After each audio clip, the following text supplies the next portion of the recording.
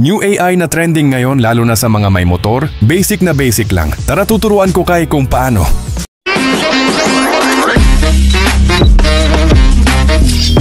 Una punta tayo ng Chrome kapag wala pa kayong app ng Gemini. Browse nyo lang gemini.google.com. So ayan guys, nandito tayo sa Gemini. So tap natin ang plus sign, gallery. Tapos mamimili kayo ng photo. So ito, nakakuha na ako ng photos. Tapos picture ng motor nyo, dalawa yan. Then lagay lang natin yung prompt na na-copy natin kanina. Tapos nakabago na yung layout ng motor, naging Aerox 155 version 1. Yan, so send natin. Ayan, so ito na yung generate nating photos. So isi-save na natin. Then yun na basic lang. Sa mga di pa nakapollow, baka naman